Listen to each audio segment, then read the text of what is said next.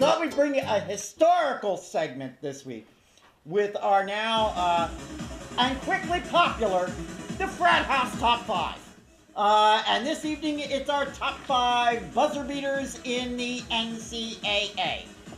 And coming in at number 7 was 2008's Cleveland State Vikings versus the Syracuse Orange, when Cleveland's Cedric Jackson hurled a 60-footer to upset number 11 ranked Syracuse with just 2 seconds remaining on the clock. Coming in at number 6, we've got the 1992 Georgia Tech Yellowjackets versus those USC Trojans. Yep, and that was a shot, a 3-point shot from James Forrest. Go ahead. Let's pause on that one for a second. Okay. Anyway, James Forrest's first and only 3-pointer of the season came in that. Yes, it did. There it is. Coming in at number 5, the 2006 West Virginia Mountaineers versus the Texas Longhorns. When Longhorn Kenton Paulino, he nailed a 3-pointer at the buzzer to avoid overtime and beat West Virginia 74-71. Coming in at number 4, Valparaiso Crusaders versus the University of Mississippi Rebels, Ole Miss.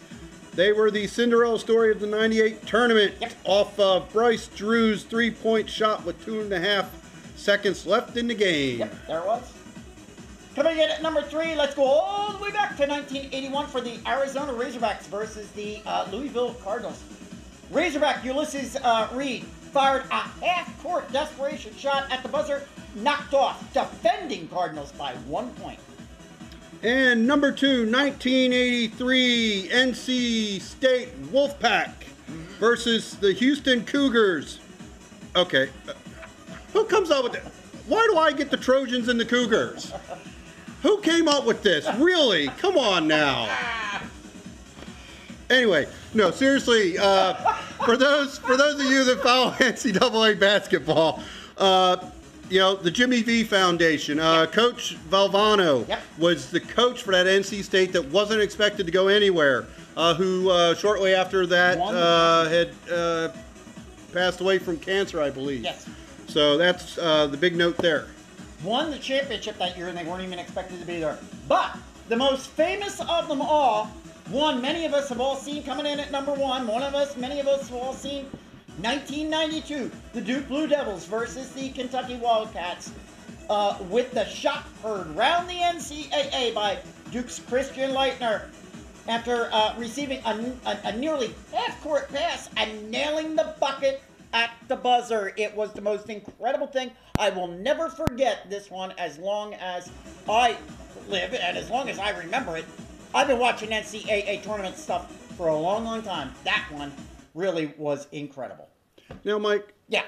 For those of us like myself who are not the biggest NCAA basketball fans, you know, I'm kind of, you know, I'm starting to crawl, you know, a little bit of walking, a little stumbling. What's so big about that Duke-Kentucky rivalry? The thing there was in 92. First of all, you had Coach K, who has been there, and they've got the freaking house named after him.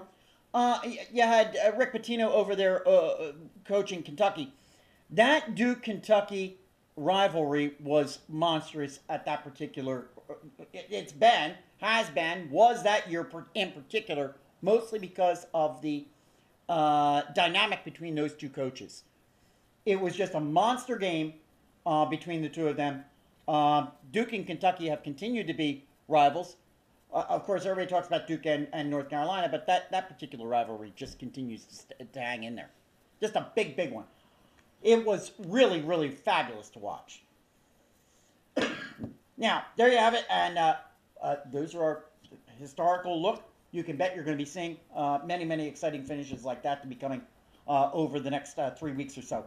And perhaps, you never know, maybe something we see this over the next 3 weeks will make one of our future top 5s. Thanks to our production director, Jen, for putting together that historical perspective for one of my favorite